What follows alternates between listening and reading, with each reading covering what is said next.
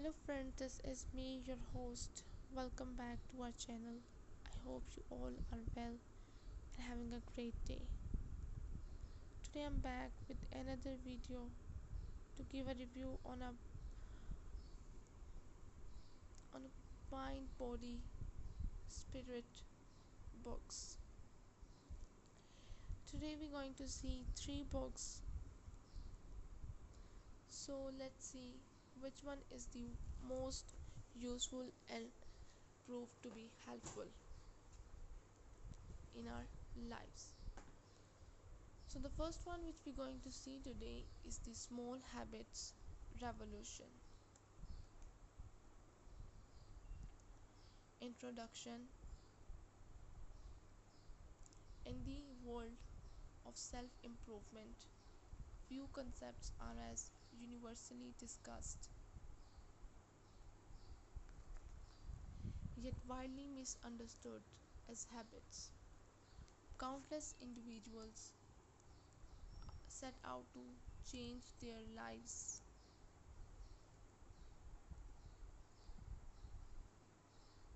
set out to change their lives through grand resolutions only to abandon them after a few days or week. Damon Zarwedi's book Small Habits Revolution 10 Steps to Transforming Your Life Through the Power of Mini Habits offer an alternative path.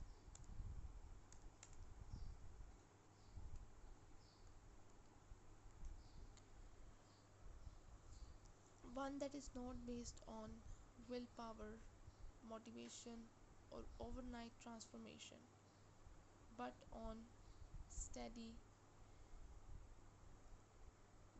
steady compounding power of small consistent actions.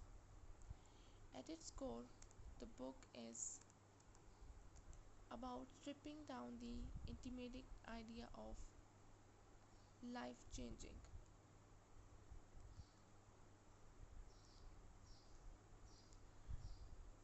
into its smallest, most manageable components. Zaharadis argues that success is not the result of dramatic overhauls but of readers can rewire their routines, reshape their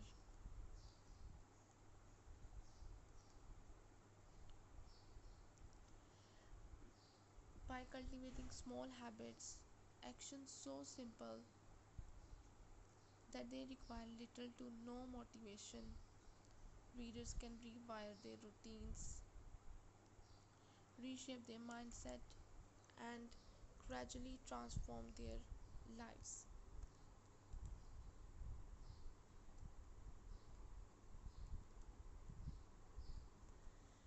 This review will not only summarize the book's key ideas but also provide a detailed analysis of its structure,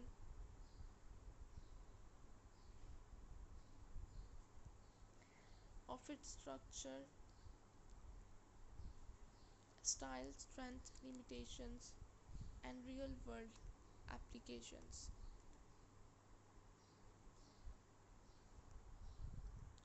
The author's approach and style. One of the strongest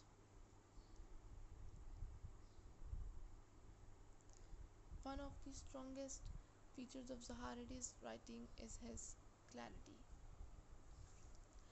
Unlike academic works that delve into complex neuroscience, Small Habits Revolution communicates in plain, everyday language.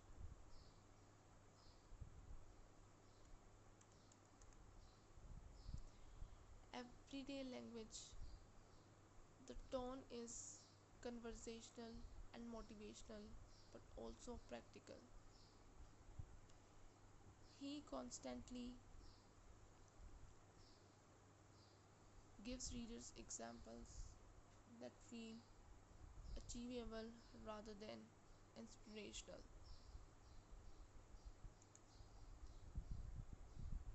This makes the book ideal for readers who feel overwhelmed by complicated productive systems.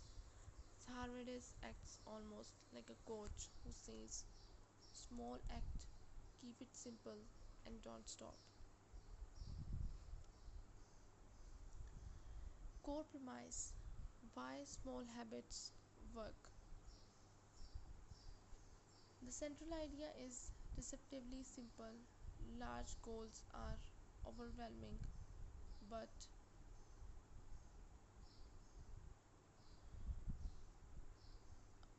but small habits feel durable.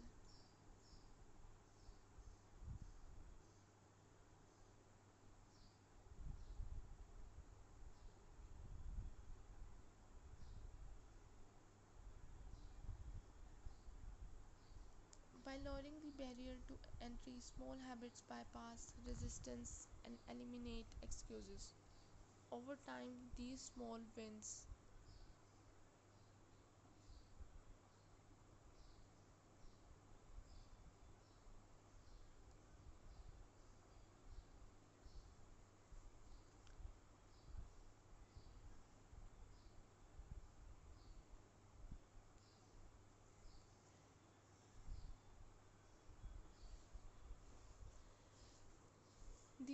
wins compound into significant outcomes.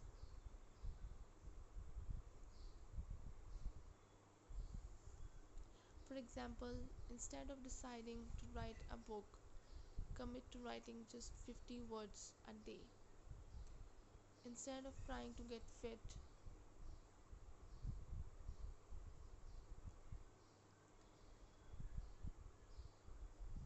instead of trying to get fit, start with two push ups.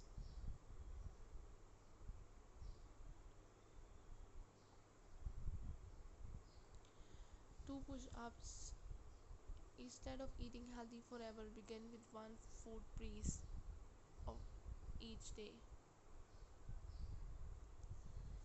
The brilliance lies in the psychology. These action feels too small to fail.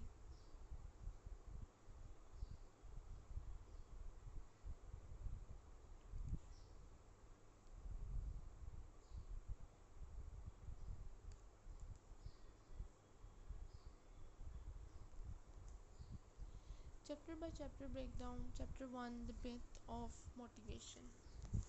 Zaharadis begins by dismantling the common belief that motivation is the fuel for success.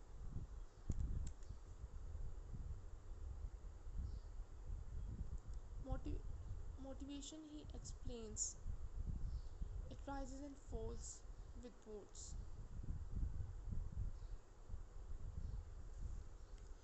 circumstances, and energy levels.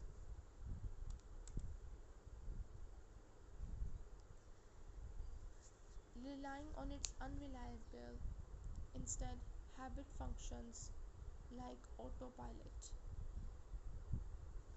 Once ingrained, they operate regardless of motivation.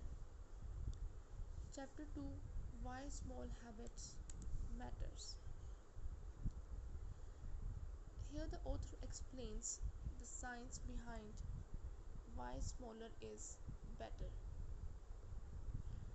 Big goals trigger resistance because the brain perceives them as threats to comfort.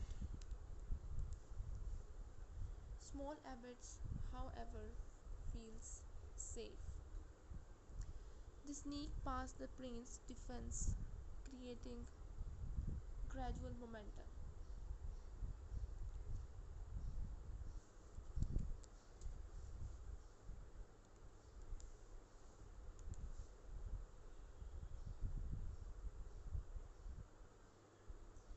He emphasizes that consistency trumps intensity. Doing something small daily is more effective than doing something big consistently. Chapter 3: The Psychology of Mini Habits. The chapter introduced behavioral psychology principles such as routine reward. Habit loop popularized by Charles Duhigg. The idea of success spirals where small wins build confidence. The reduction of decision fatigue. When habits are automatic, they require less willpower.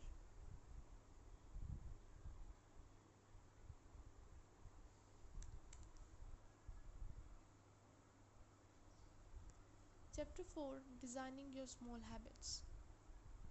Zoharides give practical instruction for choosing the right micro habits.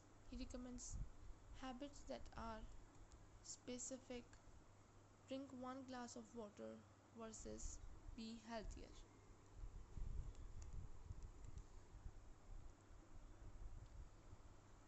Easy, low effort to reduce resistance. Meaningful, connected to long term goals.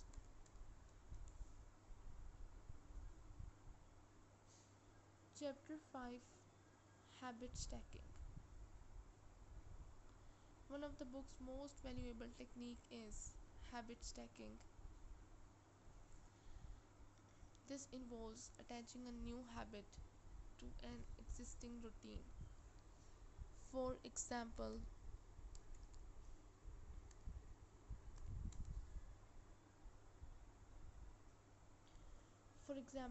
after brushing your teeth, floss one tooth.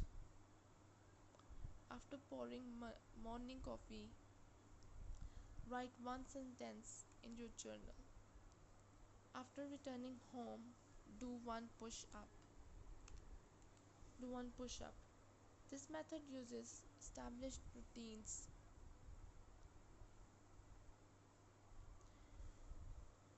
as anchors, making it easier to remember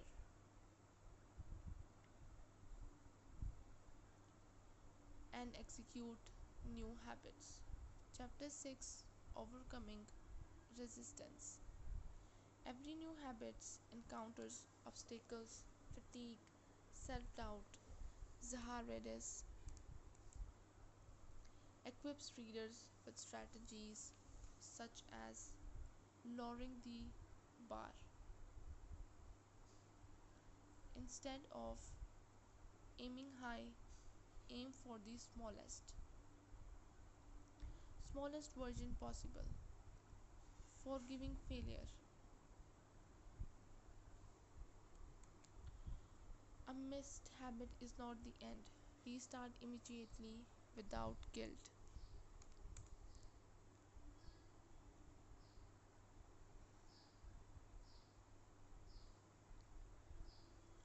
Accountability. Share your habits with a friend to increase commitment.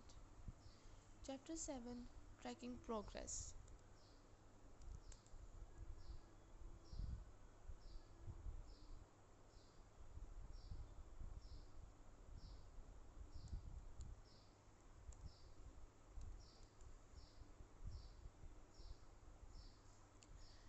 Tracking is emphasized as a way to reinforce habits. Seeing progress creates a sense of accomplishment even if the habit is small.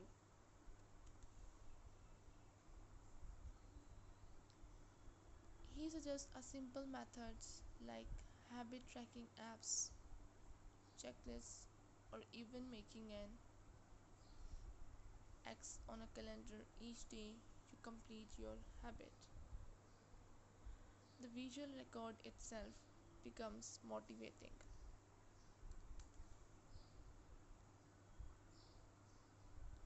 Chapter 8, Momentum and Compounding. This chapter explains how small habits evolve into major change.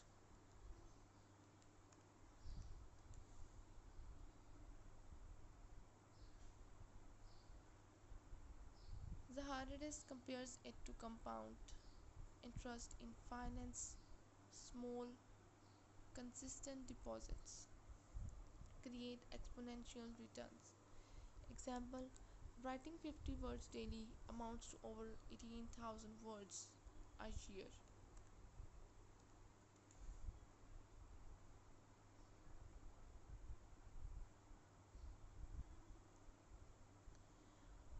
Enough for a short book. Chapter 9: Replacing Bad Habits. The book also addresses eliminating destructive behaviors. Zaharvade recommends not simply stopping but replacing. For example, instead of quitting soda cold turkey, swap one soda for sparkling water.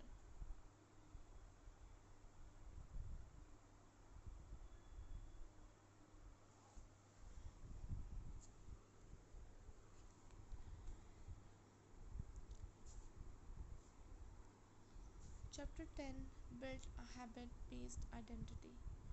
The final chapter ties everything together with the concept of identity. Habits are not just actions, they shape who we are. If you exercise daily, you begin to see yourself as a healthy person. If you write everything,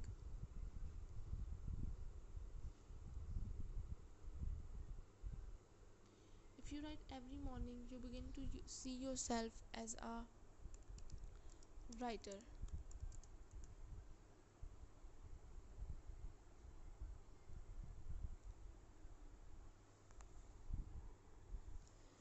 You begin to see yourself as a writer. If you exercise, this identity reinforcement is what makes habits sustainable. Strengths of the book: practicality. The steps are simple and actionable. 2. Psychology insight. The author integrates proven principles of habit formation. Third, accessibility. Easy to read even for beginners in self help literature. Applicability: can be used for health, productivity, relationships, learning, and more. Encourage down. The book feels like a coach cheering you on.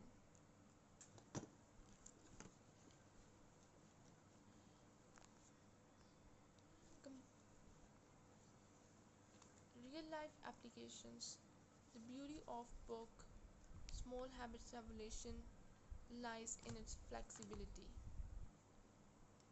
Readers can apply its framework to health: walk 1 minute daily, eat one vegetable, do 2 push ups. Career: write one email, read one page of a professional book, brainstorm one idea.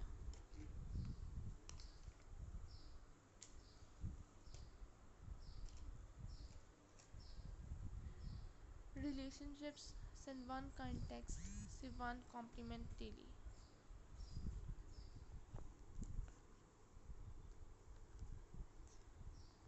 Personal reflection: for me, this book was a reminder that change does not require heroic efforts.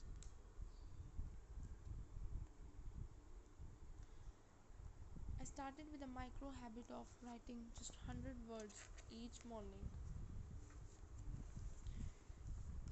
Within weeks, these small steps become a natural part of my day, and I was producing thousands of words each month. The lessons: consistency, no matter how small, always beats inconsistency at a greater scale. Conclusion: Small Habits Revolution is a practical, encouraging, and action oriented guide for anyone who feels stuck in the cycle of setting big goals and failing to achieve them.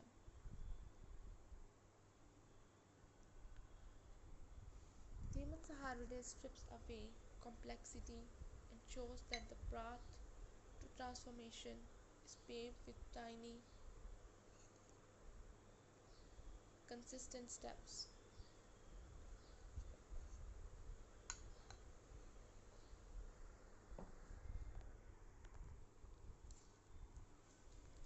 It is not the most scientific or comprehensive habit book, but its simplicity is its greatest strength.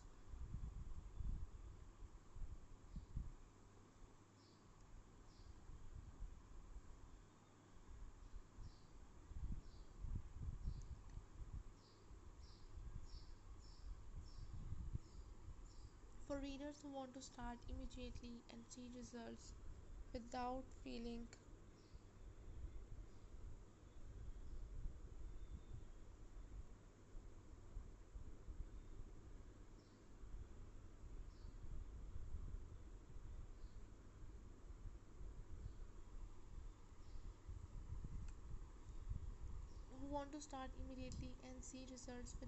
overwhelmed, this book is an excellent choice. Ultimately, it delivers a powerful reminder. Massive change begins with the smallest action. So here we have our second book which we're going to see today. This is also helps you to manage to control your anger and manage it. It will help and it will be proved useful for your mind, body and spirit. But this book is specially for the parents that how they can manage their anger with their children's. The Practical Anger Management Book for Parents by Chasey. Introduction. Parenting is often as both most rewarding and the most exhausting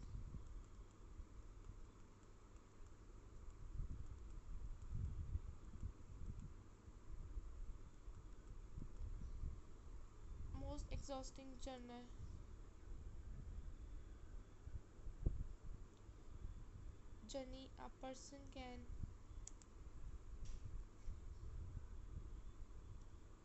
experience. Raising children brings joy, laughter, and pride, but it also brings stress, fatigue, and conflict. Few parents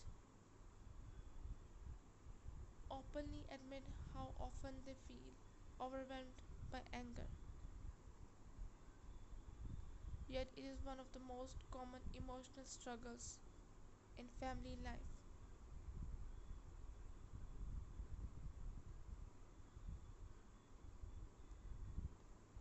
In the Practical Anger Management Book for Parents, Darren Chasey directly addresses this hidden but critical issue.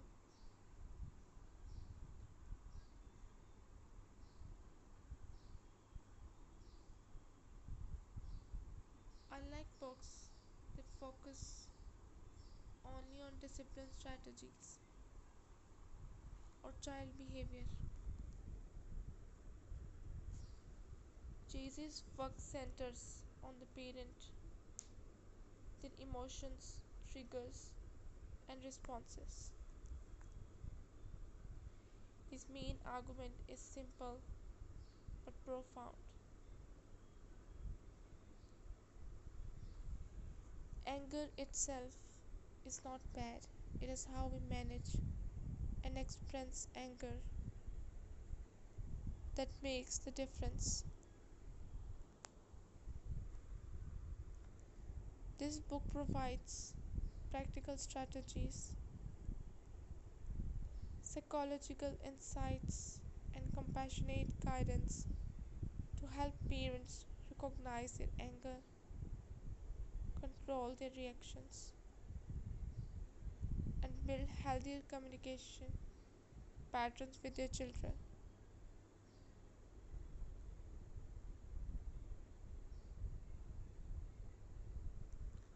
author's approach and writing style. Chasey writes with a tone that balances empathy and authority. He does not shame parents for losing their temper, nor does he excuse harmful behavior. Instead, he provides reassurance that anger is a natural part of parenting while simultaneously giving tools to manage in a constructive way. The writing style is clear and accessible, practical, compassionate.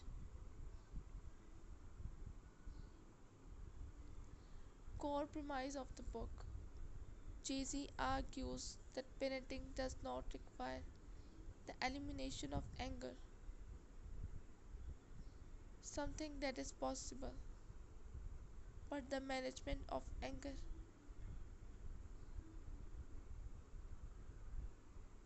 His framework rests on three key pillars: understanding anger, recognizing that anger is a normal biological and emotional response, managing triggers, identifying the real sources of anger, transforming responses, using healthier communication and coping strategies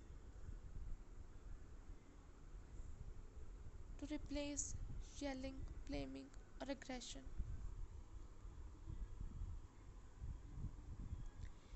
Chapter 1: What is anger? Jay-Z begins with the basics: what anger actually is. He describes the psychological changes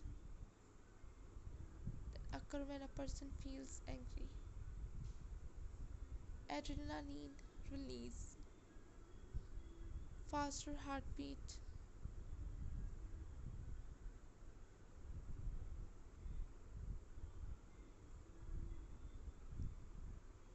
muscle tension, and a narrowing focus on the perceived threat.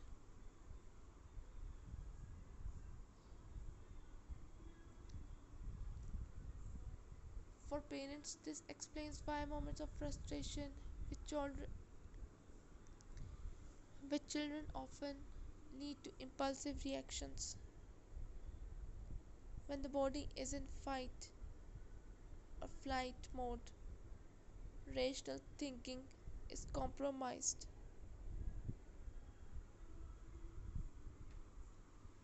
Chapter 2: Why Parents Get Angry.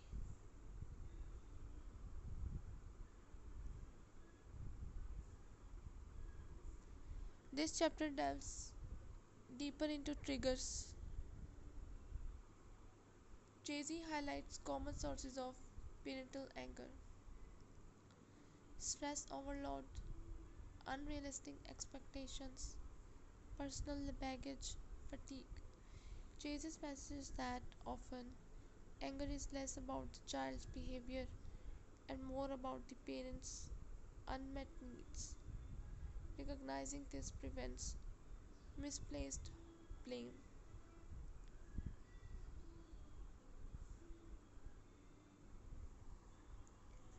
The impact of anger on children.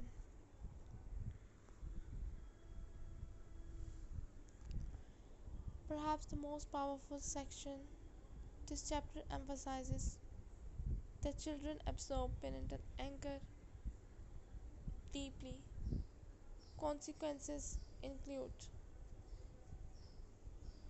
anxiety and fear, creating a sense of insecurity,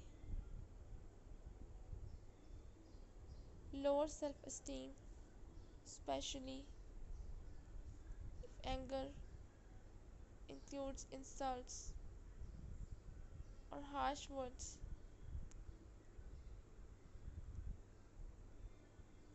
modeling of aggressive behavior, which children may replicate at school or in future relationships.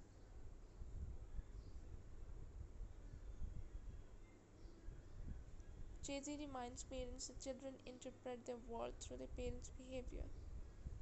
Thus, anger mismanaged at home can echo across generations. Chapter 4, Recognizing Warning Signs. Anger rarely appears instantly.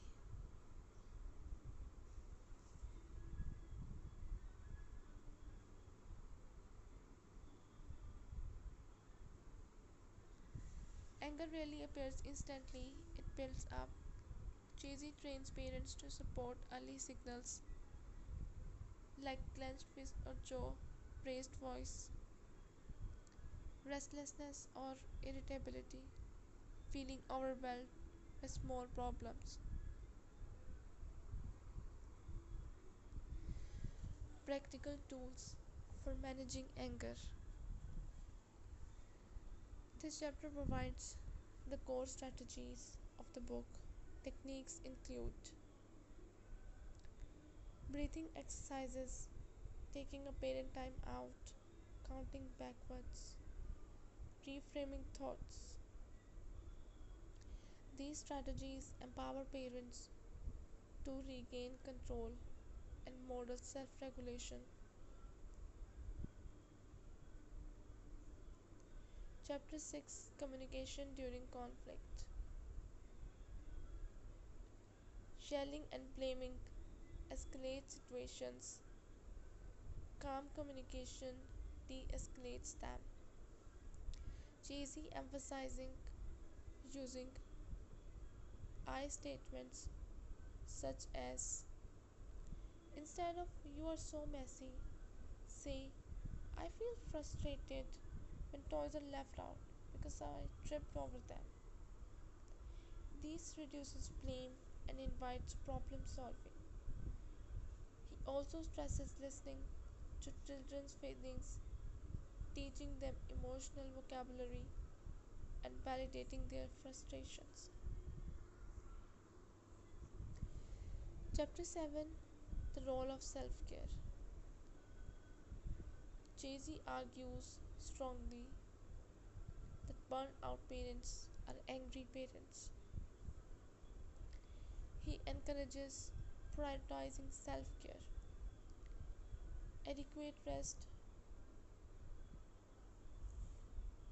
physical exercise, social support, personal hobbies, or downtime.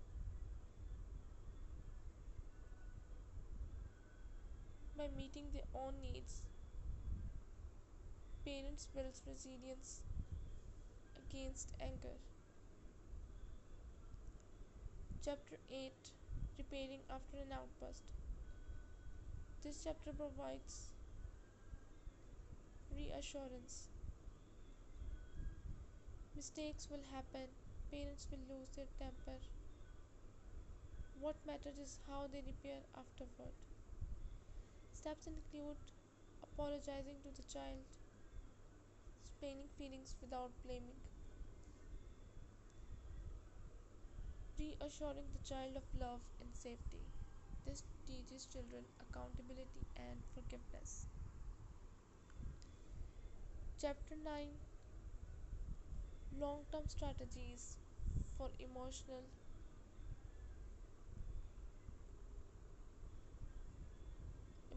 resilience.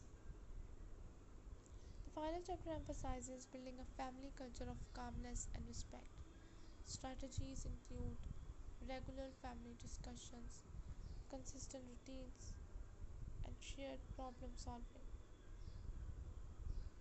Over time, parents develop stronger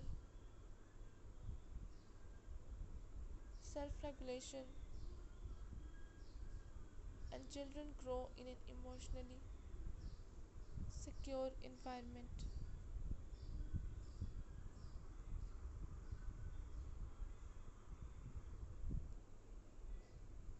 Personal reflection. This book resonated with me deeply because it encourages what many parents feel but rarely admit. Sometimes children trigger not because of misbehavior but because parents themselves are tired, stressed, or overwhelmed. Conclusion: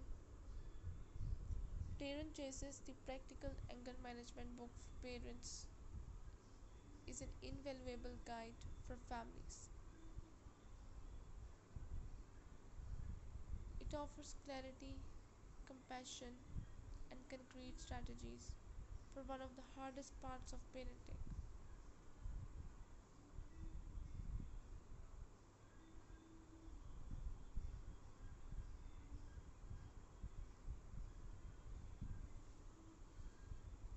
Its accessibility makes it ideal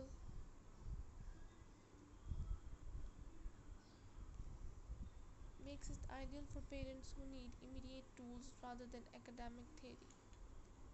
While it could go deeper into specialized cases,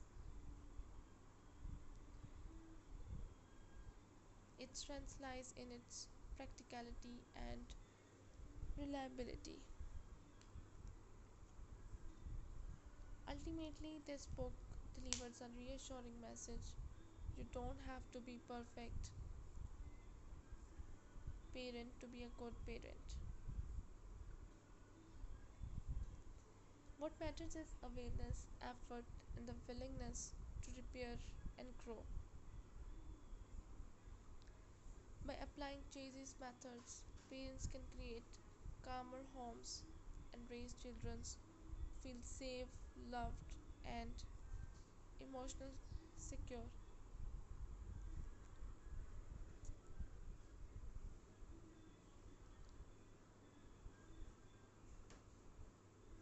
The last book which we're going to see today about the mind, body, and spirit is The Anxious Attachment Recovery by Emma Harper.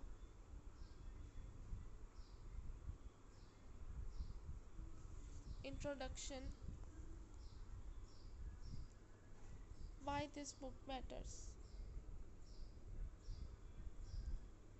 Attachment theory, originally developed by John Bowlby and later expanded by Mary Ainsworth, remains one of the most impactful frameworks for understanding how people relate to one another in close relationships.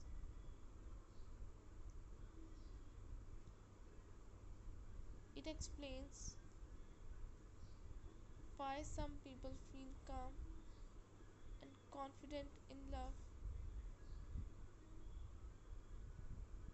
while others spiral into self doubt and fear of abandonment. In recent years, self help readers have turned towards theory to be better understanding their struggles in dating, marriage, friendships, and even workplace interactions.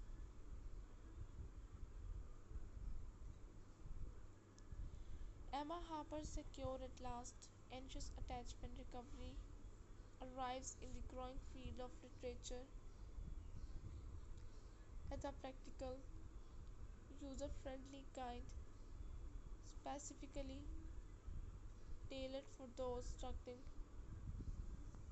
with anxious attachment.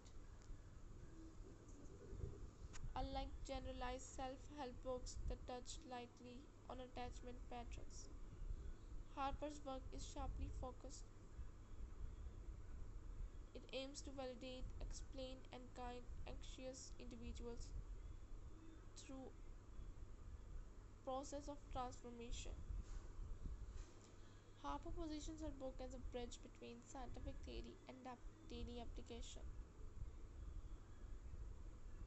offering both the why understanding roots of attachment and the how, practical techniques for healing. This balance makes Secure at Last a vital resource for readers seeking to move from awareness to action.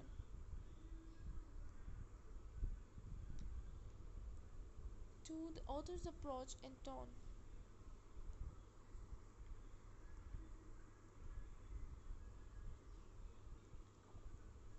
recognizing anxious attachment in daily life. Harper begins by helping readers identify their anxious patterns in practical, everyday terms. These include feeling panicked when a partner does not reply to a text, constantly seeking reassurance about being loved, over analyzing neutral words, actions, or silences, feeling too much yet fearing abandonment.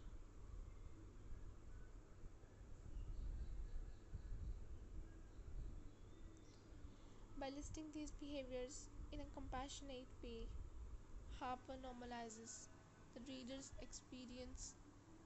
She reframes them not as personal failures but as predictable results of early attachment wounds. Understanding the roots of anxious attachment. Harper then delves into the origins of anxious attachment, drawing on attachment theory. She explains that anxious tendencies often arise from inconsistent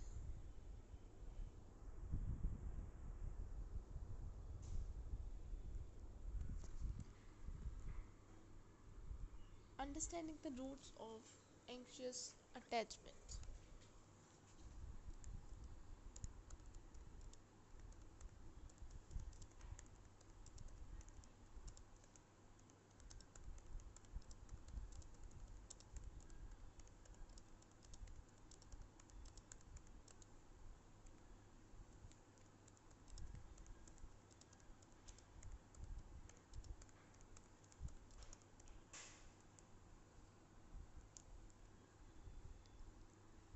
Harper then delves into the origins of anxious attachment, drawing on attachment theory.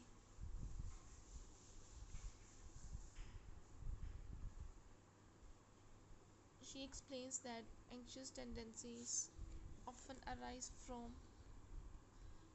inconsistent caregiving, parents who are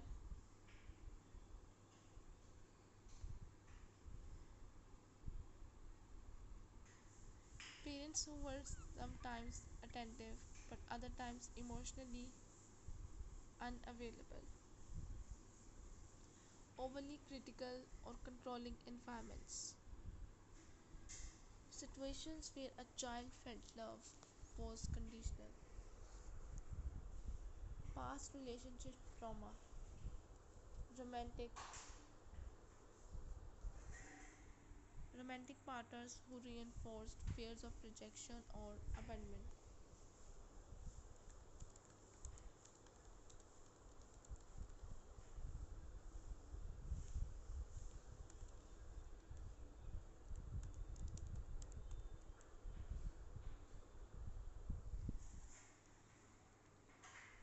Reframing anxious thoughts, perhaps the most practical contribution of the book is Harper's detailed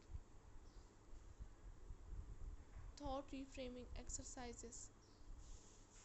She recognizes that anxious individuals tend to interpret ambiguous situations in the worst possible way. For instance, thought, they didn't text back, they must not care about me anymore. Reframe, There could be many reasons they haven't replied. I cannot assume the worst without evidence. These reframing techniques are supported by journaling prompts and daily affirmations. Over time, practicing them rewires the brain to create more balanced interpretations.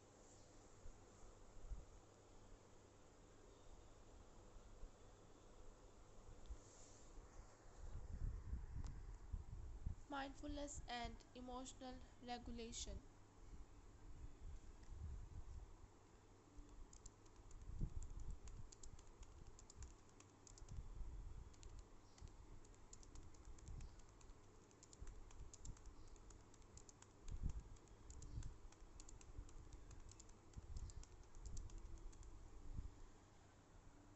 Harper represents mindfulness not an abstract philosophy but as a set of tools for managing panic in the moment.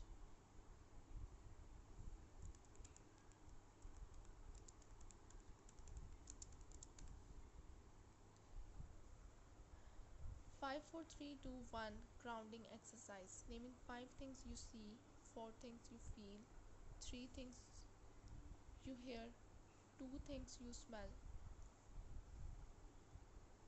and 1 thing you taste. Box breathing. Inhale for 4 counts, hold for 4, exhale for 4, hold for 4.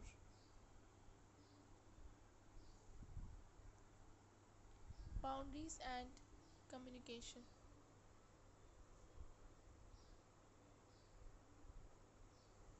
One of the most transformative sections of the book is Harper's discussion of boundaries.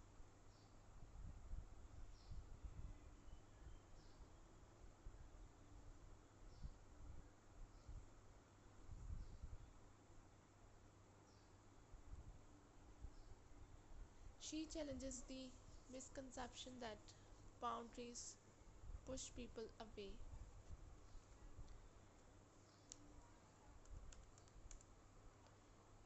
Instead, she frames them as essential for self respect and relational health.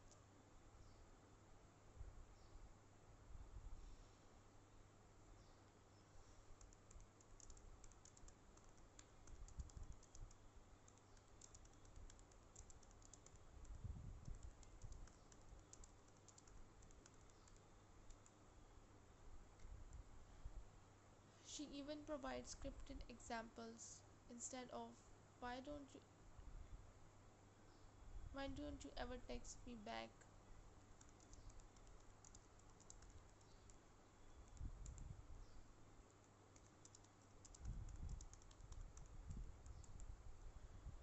Try I feel anxious when I don't hear from you for long periods. Could we talk about communication expectations? Healing the inner child. Harper devotes a chapter to inner child work, encouraging readers to treat themselves with the compassion they may not have received in childhood.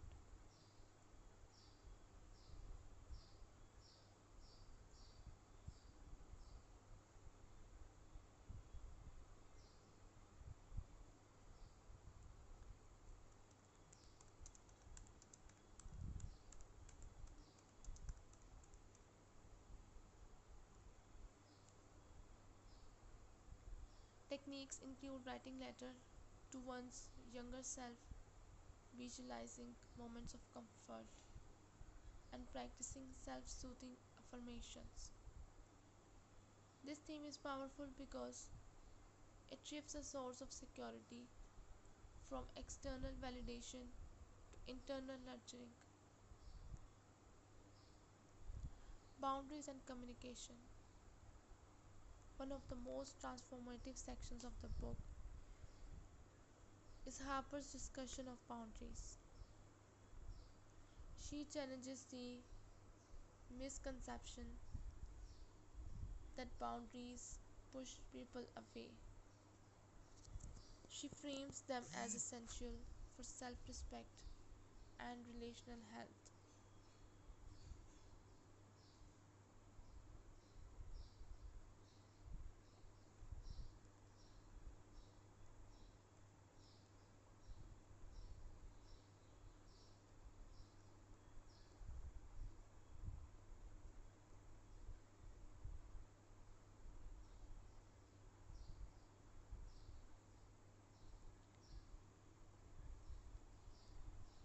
Building long term security. Finally, Harper underscores the transformation is not a quick fix. Secure attachment is built through daily, consistent practice. The workbook included with the book reinforces this process, offering logs, reflections, and progress taking exercises.